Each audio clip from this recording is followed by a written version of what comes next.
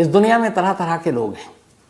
उन्हीं लोगों में से एक शख्स था जिसका शौक़ फोटोग्राफी थी, लेकिन फोटोग्राफी की जो शौक़ थी उसके साथ साथ एक और शौक़ था, और वो शौक़ था दुनिया भर के ख़जाने को ढूंढना। ऐसे बहुत सारे लोग हैं जो दुनिया में दबे हुए या कहीं और ख़जाने को ढूंढने की कोशिश करते हैं। बहुत बार ख़जाना मिलता भी है, इस पर कई फिल्में भी बन चुकी हैं। लेकिन ये जो शख्स था, ख़जाना ढूंढने की काफ़ी इसने कोशिश की, इतिहास के पन्नों के ज़रिए कामयाबी मिली नहीं। धीरे धीरे वक्त बीता, फिर उसे लगा कि कहाँ ख़जानों के चक्कर में पड़ा हुआ हूँ, ख़जाने तो मिलेंगे नहीं। तो जहाँ सबको पता है कि कई ऐसी जगह है इस दुनिया में जहाँ पे ख़जाना रखा रहता है, तो उन गड़े या दबे ख़जाने को ढूंढ कर अपना वक्त ज़ाया करने की बजाय क्यों ना उन ख़जानों के बारे में बात की जाए जो हम सबको पता है कहाँ रखा होता है। अब इसने फिर धीरे धीरे सोचना शुरू किया, और तभी इसे ख्याल आया, एक ऐसा ख़जाना जो हर एक की आंखों के सामने होता है लेकिन कोई वहाँ तक पहुँच नहीं पाता है, तो क्यों ना उस ख़जाने पर हाथ मारा जाए। और वो ख़जाना था एक बैंक में। अब उसने जब ये दिमाग में ख्याल आया तो इसके बाद उसने उसके ऊपर काफ़ी रिसर्च किया।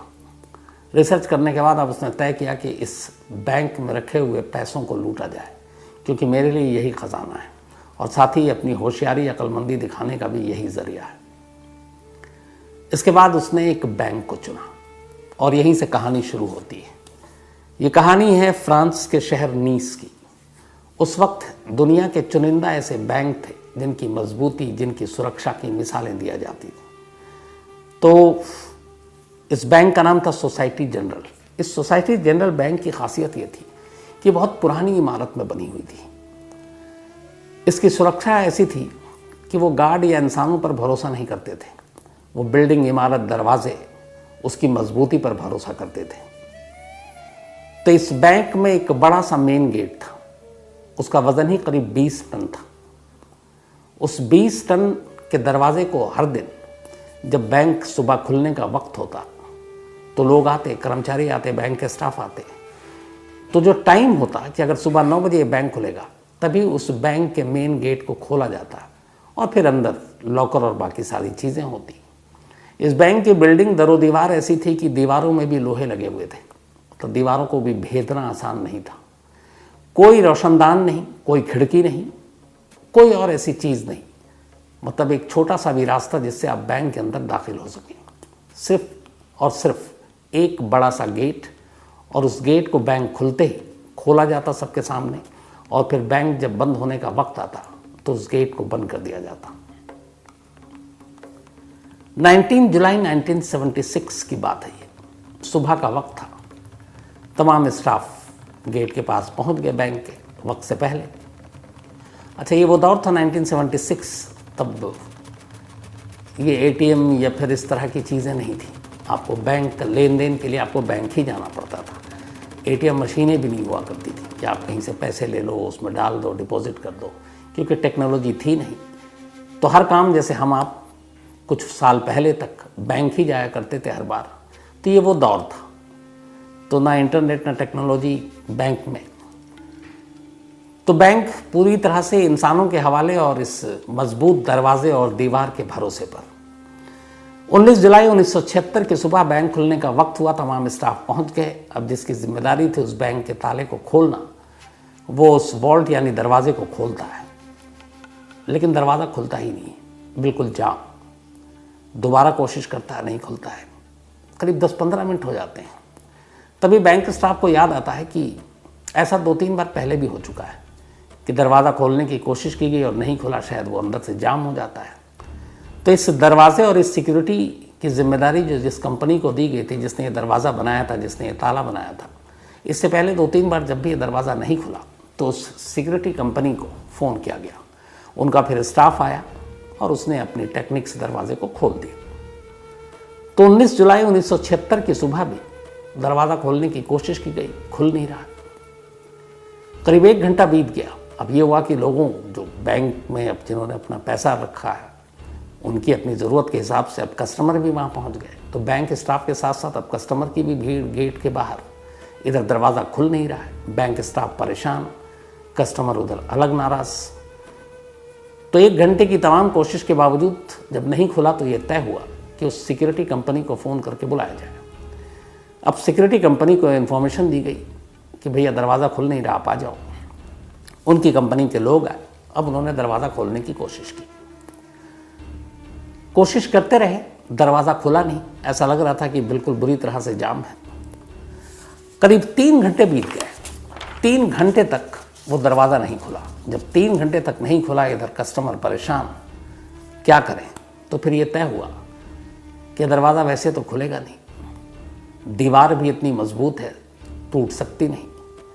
तो एक काम करते हैं, इस दरवाजे के अंदर एक ड्रिल करते हैं, ड्रिल मशीन से एक होल करते हैं और उसके ज़रिए ये देख सकते हैं हाथ डालकर कि आखिर अंदर से वो कहाँ पे लॉक फंसा हुआ है।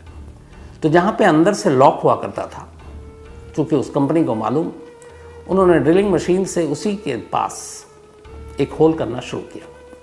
उसमें भी काफ़ी वक्त लगा, क्योंकि 20 टन वज़नी दरवाज़ा और चोर वो ड्रिलिंग के ज़रिए खोल ना पाए, इसकी भी पूरी इंतज़ाम उसमें था। खैर कुछ वक्त लगा। ड्रिल मशीन के ज़रिए एक छोटा सा होल हुआ जिससे कि एक हाथ अंदर जा सके। अब एक कंपनी के मुलाजिम ने हाथ अंदर डालकर उस लॉक को टटोला कि अंदर से ऊपर जाम है तो खोल सकें। लेकिन जब हाथ अंदर गया तो वो हैरान रह गया।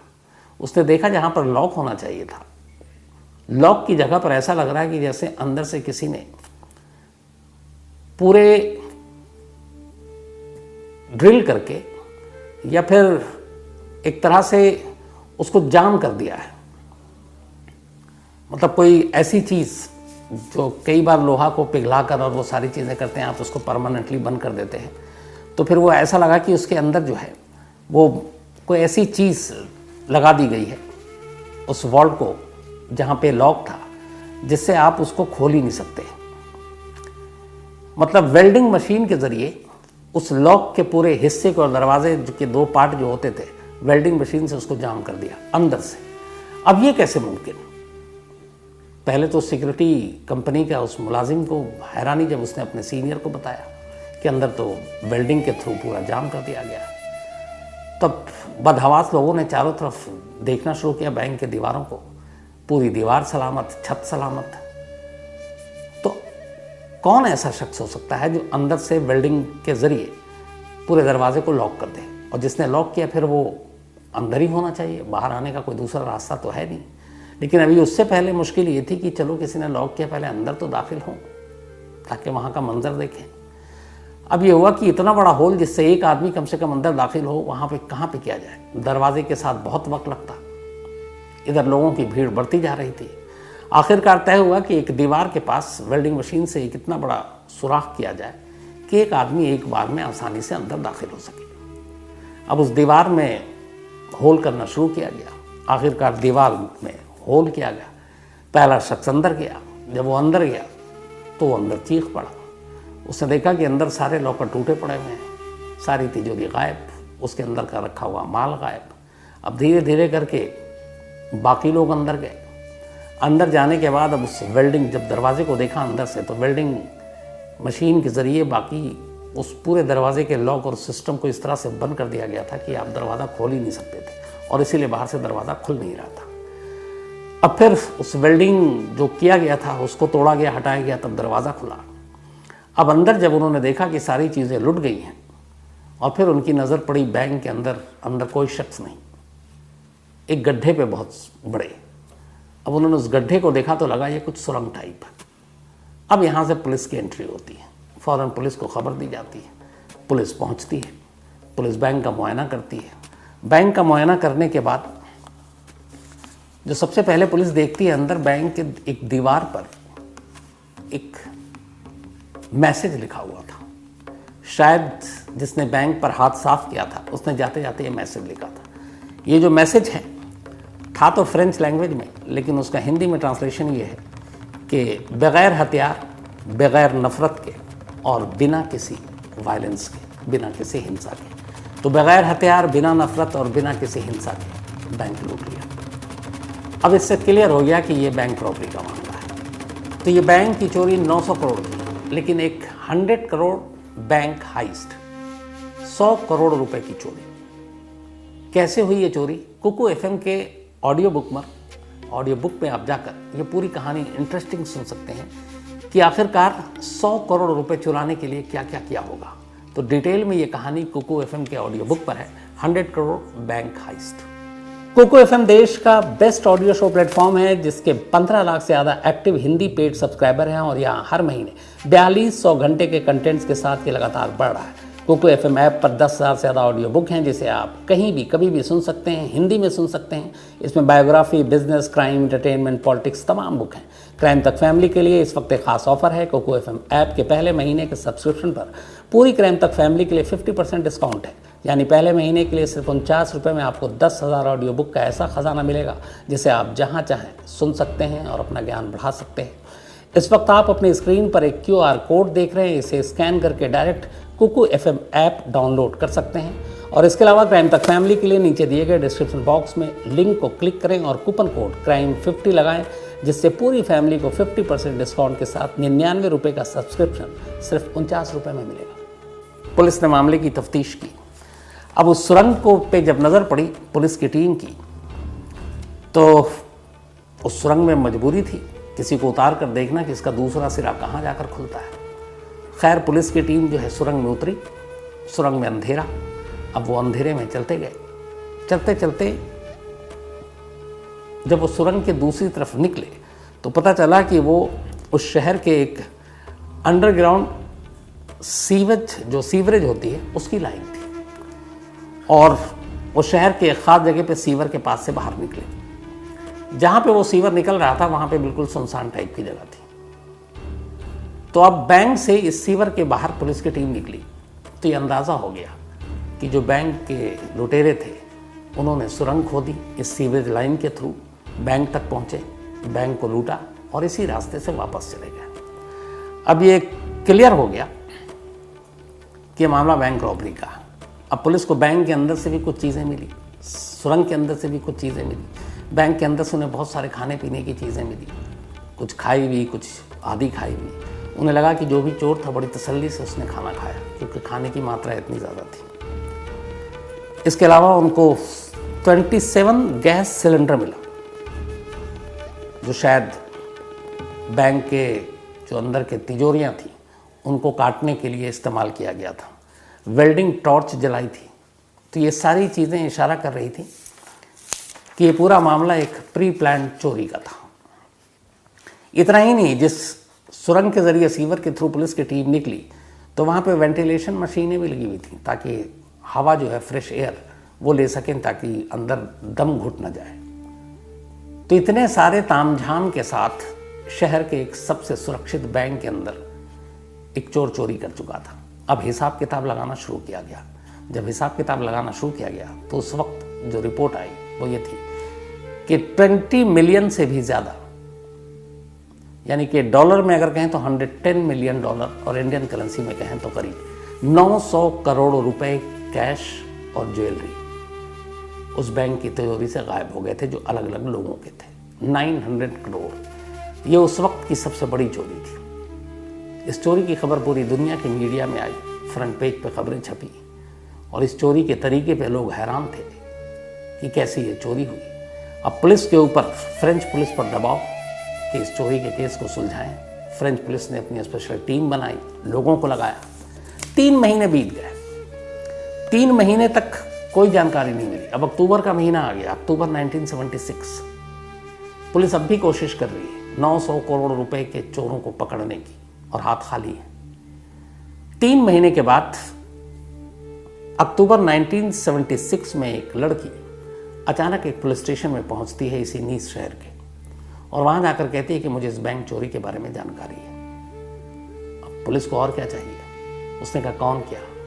वो एक शख्स का नाम बताती है, कहती है कि वो मेरा बॉयफ्रेंड है और मुझे कल ही पता चला उसकी बातचीत से उसके पास काफ़ी अचानक पैसे आ गए कि उसने इस बैंक को लूटा है। तो मेरा एक शहरी के नाते फ़र्ज़ है कि पुलिस को इन्फॉर्म करूं। पुलिस ने उसको थैंक्स बोला और फिर उसका नाम पता हुलिया सब जगह लिया और कुछ घंटे के बाद ही 3 महीने के बाद इस बैंक की चोरी का पहला चोर पुलिस के शिकंजे में था।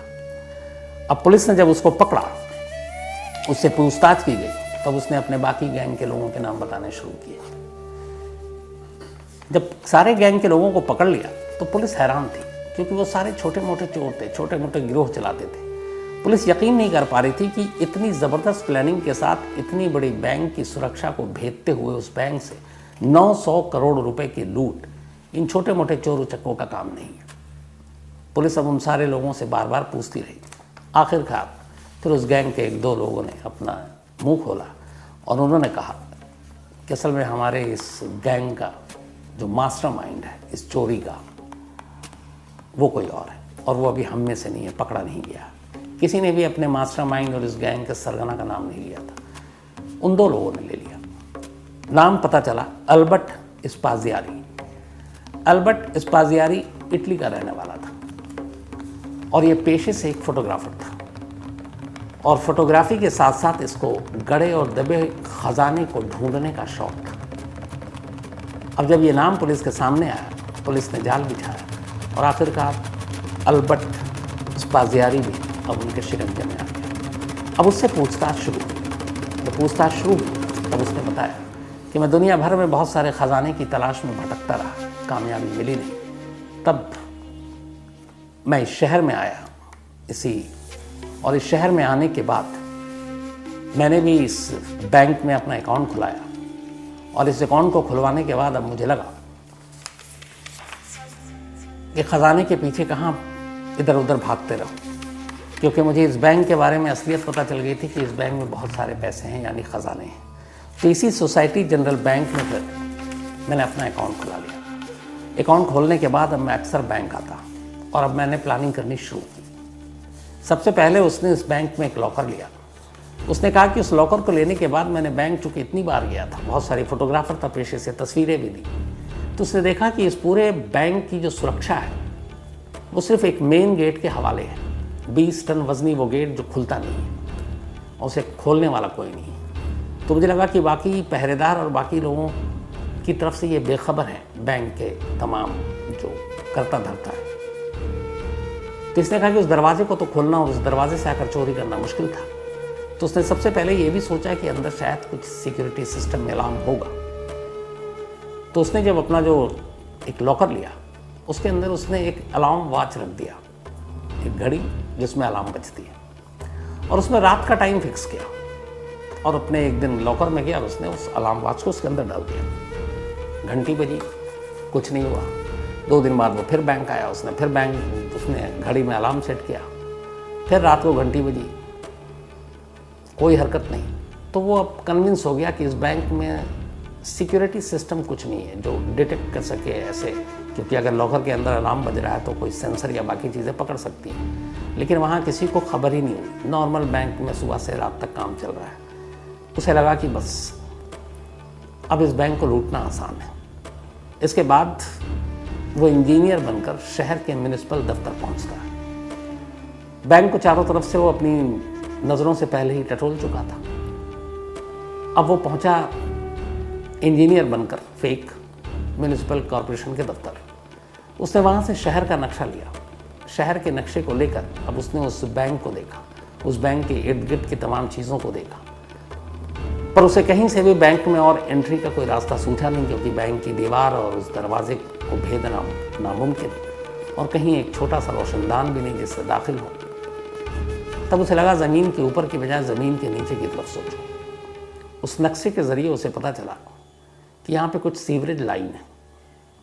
उनमें से एक सीवरेज लाइन पे उसने फिर अपने आकर नक्शे के हिसाब से ज़ीरो इन किया और एक रोज़ उस सीवर में उतर गया।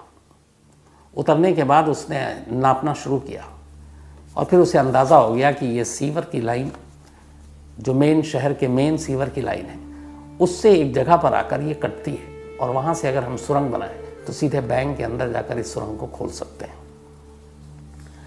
अब यहाँ तक तो सब ठीक था, लेकिन जो उसने नापा उसके हिसाब से उसको मेन सीवरेज लाइन से कट कर बैंक तक जाने के लिए 26 फीट टनल बनाना था, यानी 26 फीट लंबा सुरंग। अब ये उसके अकेले का बस का था नहीं, क्योंकि वो चोरी की प्लानिंग कर रहा था। ये खुदाई और सुरंग बनाना उसे आता नहीं। फिर उसने रिसर्च किया। उसने शहर के एक बदनाम गिरोह के बारे में पता किया और एक तरह से उनको, उस गैंगस्टर्स की टीम को अपने साथ मिलाया, उन्हें अपना आइडिया दिया, कहा बैंक को लूटना है लेकिन उसके लिए सुरंग बनाना है। वो गैंग तैयार हो गई, लेकिन उसने कहा कि इसमें वक्त लगेगा, क्योंकि ये सुरंग जो बनाने का काम है सिर्फ रात के अंधेरे में हो सकता है। अब रात के अंधेरे में सुरंग बनाने का काम शुरू हुआ उस सीवरेज लाइन के अंदर, और इस काम में पूरे 2 महीने लगे 26 फीट का यह सुरंग बनाने में। 2 महीने पूरे होने के बाद अब ये इंतज़ार करने लगे कि बैंक की छुट्टी वाला दिन आए। सैटरडे को बैंक बंद होता है, संडे को बंद होता है, तो मंडे को खुलेगा। तो उन्होंने कहा कि अब सैटरडे का दिन चुनते हैं। सैटरडे को बैंक जैसी शाम को बंद, ये लोग अपने साथ सारी चीज़ें, तब गैस सिलेंडर, कटर, खाना पीना सब लेकर सैटरडे की शाम को बैंक के अंदर दाखिल हो जाते हैं। अगले 27 घंटे तक ये लोग बैंक में रहते हैं, 27 आवर्स, पूरा सैटरडे और पूरा संडे शाम तक। वहाँ जाने के बाद हर एक लॉकर को तोड़ते हैं तसल्ली से, लंच भी वहीं करते हैं, ब्रेकफास्ट भी वहीं करते हैं, डिनर भी वहीं करते हैं। सब करने के बाद एक वेल्डिंग मशीन से जो मेन दरवाज़ा था उसके अंदर से उसको बंद कर देते हैं, ताकि अगर ऐन वक्त पे कोई बैंक में आना भी चाहे तो अंदर ना आ पाए, और बैंक में दाखिल होने का दूसरा कोई रास्ता नहीं था। इस तरीके से इसने ये सारी लूटपाट की, लेकिन एक गैंग मेंबर की गर्लफ्रेंड ने पुलिस में भांडा फोड़ दिया और ये सारे लोग पकड़े गए। तो अब ये साहब भी पकड़े गए मास्टरमाइंड। इसके बाद इनको जज के सामने पेश किया गया। जज के सामने जब पेश किया गया तो सारे सबूत इसके खिलाफ थे। इसने अपना जुर्म कबूल कर लिया। उसने कहा कि हाँ, मैं ही इसका मास्टरमाइंड हूँ। इतनी बड़ी चोरी थी। उस जुर्म को देखते हुए उस वक्त अदालत ने इसको उम्र कैद की सज़ा सुनाई। उम्र कैद की सज़ा मिल तो गई, लेकिन अभी तक चोरी का माल नहीं मिल रहा था। अब पुलिस इधर परेशान थी। थोड़े बहुत मिल गए, 900 करोड़ में थे 200-400, आधे से ज़्यादा अभी तक नहीं मिले। अब मास्टरमाइंड यही, तो चोरी का रकम भी कहाँ है इसी को पता। पुलिस ने इससे कहा भी कि देखो, अगर तुम करोगे तो तुम्हारी सज़ा कम होगी, लेकिन इसने बताया नहीं। अब जिस दिन उम्र कैद की सज़ा हुई, सज़ा सुनाने के बाद जज साहब इससे आखिरी बार पूछते हैं कि कहाँ है तुम, अगर बता सको। सज़ा सुनाई जा चुकी है, उम्र कैद मिल चुकी है। ये कागज़ पर कुछ कोडवर्ड लिखता है और वो कोडवर्ड लिखकर जज साहब के आगे कर देता है। कहता है ये सारा चोरी का माल यहाँ छुपा हुआ है। अब कहाँ छुपा हुआ है ये उसने कोडवर्ड में लिख कर दिया है। जज साहब ने पूछा कि इसका कोड बताओ, तो उसने कहा नहीं, मैं कोर्ट में सबके सामने नहीं बताऊंगा। मैं कहाँ कहाँ खजाना छुपा है, अलग अलग जगहों पर है, ये कोड मैंने आपको दे दिया। ये डिकोड मैं सिर्फ आपके सामने करूँगा, अकेले में, आपके कमरे में। जज तैयार हो गए। अब बाकी सारे लोग कोर्ट रूम में जज साहब के चैम्बर के अंदर ये पहुँचते हैं, चोर साहब। और वहाँ पहुँचने के बाद अब वो जज पूछता है कि चलो अब कोड बताओ। तो जब कोर्ट की बात आ रही थी, ये कुछ टाइम लेता है और कुछ बताना शुरू करता है। और इसी बीच में अचानक जज साहब के कमरे में एक विंडो थी और वो विंडो फर्स्ट फ्लोर पे थी। इसके बाद अचानक जज साहब उलझे हुए और ये उस विंडो से नीचे छलांग मार देता है। नीचे एक मोटरसाइकिल खड़ी थी पहले से। नीचे छलांग मारते ही उस बाइक पर बैठता है और 9-2-11 जज के कमरे से उम्र कैद की सज़ा मिलने के बाद ख़जाने का पता देने के नाम पर ये जज की आंखों के सामने से भाग जाता है। फिर ऐसा भागता है कि कभी उसका कोई सुराग नहीं मिलता। अब वो निकल चुका, हाथ आया नहीं। धीरे धीरे वक्त बीता, लेकिन चोर अभी भी सामने नहीं आ रहा है। आखिरकार बहुत लंबा वक्त जब बीत गया तो फिर 1989, 8 जून 1989 में खबर आई इटली से। अल्बर्ट की मां ने कहा कि उसके बेटे की मौत हो गई है इटली में। 8 जून 1989 को पूछा गया कि कैसे मौत हुई। उन्होंने कहा मुझे भी नहीं मालूम। कुछ लोग मेरे बेटे की डेड बॉडी को मेरे घर के बाहर रख कर चले गए। तो ये आज भी एक राज है कि अल्बर्ट की मौत कैसे हुई, किन लोगों ने मारा, या फिर नेचुरल डेथ हुई, और वो कौन लोग थे जो उसकी डेड बॉडी को उसके घर के बाहर चले गए। लेकिन इससे पहले जब ये वहाँ से भागा था तब अल्बर्ट ने एक टीवी इंटरव्यू दिया था और उस टीवी इंटरव्यू में उसने डिटेल में बताया था कि उसने इस चोरी की प्लानिंग कैसे की थी, वही डिटेल जो अभी मैंने आपको थोड़ी देर पहले सुनाई। तो ये थी उस वक्त की सबसे बड़ी चोरी। और कमाल की बात यह कि चोर जज के कमरे से भी भाग गया और ऊपर से कमाल की बात ये कि उस लूट की रकम में से ज़्यादातर रकम कहाँ है आज भी वीनस या फिर पुलिस को नहीं मालूम। तो कहानी में आज इतना ही।